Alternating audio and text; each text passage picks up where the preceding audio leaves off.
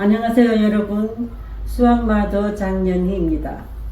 오늘은 수학은 연산, 교과, 사고력 3종 세트가 아니다라는 주제로 한번 이야기를 해보려고 합니다. 연산, 교과, 사고력을 따로따로 설명하기보다는 어느 한 문제의 해결 과정을 통해서 3종 세트가 아니라는 것을 이야기하는 게 좋겠네요. 얘들아, 하늘에서 끈이 내려오는데 끈은 몇 개인지 몰라. 근데 그 끈에 한 끈에 매미가 모두 13마리씩 붙어 있어. 그런데 나중에 보니까 땅에 떨어진 매미도 2마리 있거든. 그것까지 다 합쳐서 보니까 모두 54마리야. 자, 이런 수학적인 문제를 놓고 끈이 몇 개가 내려왔는지를 알 수가 있겠니? 그러면 이런 끈을 생각하겠죠. 이 끈에 매미가 각 13마리씩 붙어 있다. 이런 끈들이 몇 개인지는 모른다. 그런데 13마리씩 붙어 있고 거기서 끝나는 게 아니라 끈에 붙어 있지 않고 땅에까지 떨어진 매미가 2마리가 있다. 여기까지 수학적인 설정이 있고 구조죠. 그래서 다 합치니까 54마리다. 자, 문제는 끈이 몇 개 내려왔니? 그러면 상황이 정확하게 듣고 사고력이 활발하지 않은 나이는 내려왔다는 것만 기억하기 때문에 얘들은 곧 54 나누기 13을 합니다. 그러고는 안 떨어져도 되냐고, 안 떨어질 수 있냐고, 이게 원래 떨어진 문제냐고 허접하게 그 다음 단계를 나가서 막 흥분하기 시작하죠. 3단 9구단에는 4가 나오는 게 8밖에 없는데 이러면 문제가 안 되잖아요. 이런 애도 있어요. 그렇지만 얘가 간과하는 거는 뭡니까? 상황 설정이 머릿속에 깨끗하게 안 돼서 그래요. 13마리가 붙어 있고 마지막에 땅에 떨어진 매미가 있고, 그러면 나중에는 애들이 이 54마리 중에 2를 빼서 뭐만 남깁니까? 끈에 붙어 있는 매미만 딱 끄집어내는 거예요. 이게 사고력이죠. 다 머리로 이 이야기를 듣고 해서 52라는 수를 건져내죠. 그럼 어떤 아이는요, 나중에 되면 52 나누기 13으로 해결합니다만은 그런 연산 능력을 연습시키지 않은 아이들이 훨씬 더 유리한 수학적 조건이에요. 자, 이 50이라는 것은 여기에 있는 매미잖아요. 아이는 어떻게 할 겁니까? 연산 훈련을 안 받은 아이는 일단 빼보겠죠. 계속 빼볼 거 아닙니까? 뭐가 될 때까지? 0이 될 때까지 빼볼 거 아니에요. 그럼 얘는 이 상황을 뭐로 해결했습니까? 뺄셈으로 해결하는 거죠. 곱셈, 나눗셈을 안 배워도 이 상황 설정이 정리가 되면은 여기서 13 빼고 나머지에서 또 13 빼고 해결이 되는 것까지는 충분히 해결할 수가 있죠. 어떤 아이는요, 어쨌든 13이 나열돼 있잖아요. 그러니까 13 더하기 13 더하기 13 39야 하는 것을 느낍니다. 그 다음에 13 해보면은 똑 떨어지죠. 52로. 그러면 4개가 내려왔겠구나 하는 것을 알 수 있죠. 얘는 그러면 뭘로 해결했습니까? 1셈. 얘는 덧셈.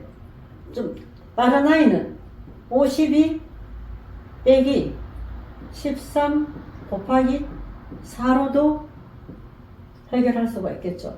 어떤 아이는 52 나누기 13으로도 해결할 수가 있습니다. 뺄셈으로 했을 때는 0이 나오죠. 덧셈으로 했을 때는 52가 나오죠. 그 다음에 곱셈을 섞었을 때는 0이, 나눗셈을 섞었을 때는 4가. 뭘 해도 다 해결이 되는 거예요.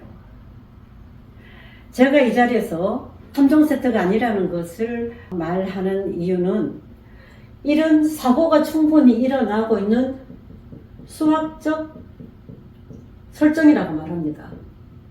문제 구조죠. 정확한 문제 구조를 아이들한테 딱 주면 이 문제 구조 안에서 자기 능력껏 해결한다는 거죠. 근데 이거를 야 이렇게 언제 하고 있니? 곱셈이 빠르잖아? 나눗셈 하면 더 빠르지? 이럴 필요가 없다는 거예요. 왜냐? 이런 상황을 충실히 해결한 아이는 나중에 이걸 하라 그래도 자기가 하기 싫어져요.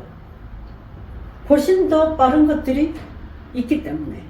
그러니까 연산 지도는 덧셈 다 지도하고 뺄셈 지도하고 곱하기 엄청 빠르게 하고 나눗셈은 귀신같이 하고 다음에 혼합셈은 더 귀신같이 하고 그런 걸 계속 연습시키는 아이들이 잘하는 게 아니라 이 상황이 머릿속에 충분히 일어난 아이가 이걸 해결하기 위해서 자기가 끙끙거려 본 과정 이런 걸 통해서 본인들이 아 이거는 나눗셈으로 하는 게 가장 빠르겠구나 이런 경험을 하게 만드는 것이 사고력이라는 거죠.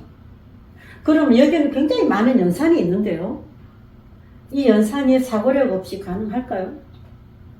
가능은 하겠죠. 이렇게 연습시키면 이렇게 된다 가르치는데 그렇게 배운 아이들이 이런 응용 문제에 자기가 배운 연산 실력을 어디다 활용하겠습니까? 그러니까 연산 따로 사고력 따로라는 것은 말도 안 될 뿐더러 굉장히 비효율적이죠. 그리고 그 연산하기 위해서 그 많은 시간과 노력 다음에 교과를 또 여기다 하기 위해서 그렇게 투자한 시간과 노력 그 다음에 경제적인 비용 그거보다 더 답답한 거는 지나버린 시간 이렇게 해서는 안 된다는 겁니다. 그러니까 반드시 수학은 연산 교과 사고력이 3종 세트가 아니라 그냥 수학일 따름이에요. 어떤 문제가 있고 그 문제를 해결하기 위해서 내가 알고 있는 여러 가지 지식을 동원해서 끙끙 걸어가면서 문제를 풀어봤을 때 나중에 아이들이 가지는 건 뭡니까? 쾌감이 있죠. 쾌감. 무슨 쾌감? 수학적인 쾌감. 이런 것들을 제공하는 것이 사고력 수업의 모형이라고 봅니다. 여기 연산 다 있죠. 곱하기 안 되는 애들은 계속 더할 거고 나누기 안 되는 애들은 계속 뺄 거고 어쨌든 빼도 된다는 결정을 아이가 해야 되는 거예요.